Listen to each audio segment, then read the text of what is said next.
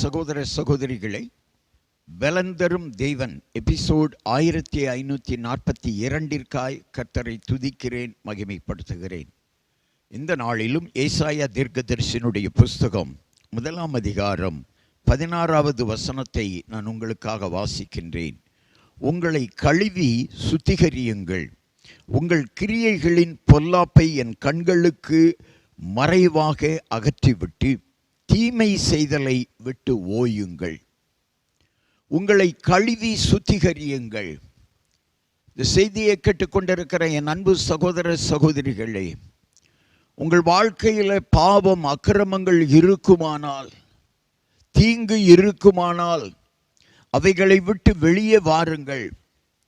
உங்களை சுத்திகரித்து கொள்ளுங்கள். இயேசு கிறிஸ்துவினுடைய இரத்தம் சகல பாவங்களையும் நீக்கி நம்மை சுத்திகரிக்கும் என்று வேதம் சொல்லுகிறது. எனவே நீங்கள் செய்த பாவமான காரியங்கள், அக்கிரமமான காரியங்கள் மன்னிக்கப்பட வேண்டுமானால் இயேசு கிறிஸ்துவின் இரத்தத்தால் கழுவப்பட வேண்டும். அவருடைய இரத்தம் நம்மை சுத்திகரிக்கிற இரத்தம்.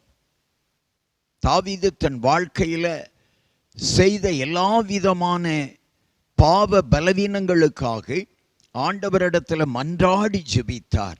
51ஆம் சங்கீதத்தில் அக்கிரமங்களை மன்னியும், என் பாவங்களை மன்னியும், என்னை சுத்திகரியும் என்று சொல்லி ஆண்டவரிடத்தில் மன்றாடி ஜெபித்தார்.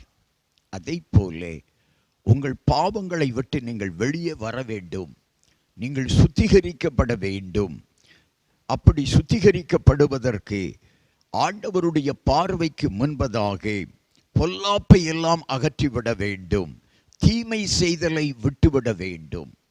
பொல்லாப்பும் தீமையும் உங்களை விட்டு வெளியே போய்விடுமானால் நீங்கள் சுத்திகரிக்கப்பட்டு பரிசுத்தமான வாழ்க்கை வாழ்வீர்கள். பரிசுத்தமான வாழ்க்கையில்தான் மகிழ்ச்சி உண்டு. பரிசுத்தமான வாழ்க்கையில்தான் சந்தோஷம் உண்டு. பரிசுத்தமான வாழ்க்கையில்தான் உயர்வு உண்டு, ஆசீர்வாதம் உண்டு. கண்களை மூடி ஜெபிக்கலாம்.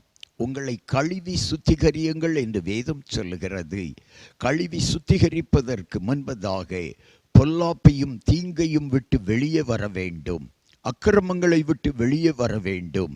நீங்கள் பரிசுத்த வாழ்க்கை வாழ்வீர்களானால், நீங்கள் வாழுகிற பரிசுத்த வாழ்க்கை உங்களுக்கு ஆசீர்வாதமுள்ள வாழ்க்கையை தரும், மகிழ்ச்சியான வாழ்க்கையை தரும். உங்களை கழுவி சுத்திகரியுங்கள். நீங்கள் பரிசுத்தமான பின்னாடி இந்த பூமியிலும் இந்த பூமிக்கு பின்பும் நீங்கள் மகிழ்ச்சியை காண்பீர்கள். இயேசு கிறிஸ்துவின் நாமத்தில் ஜெபிக்கிறேன் பிதாவே, ஆமென்.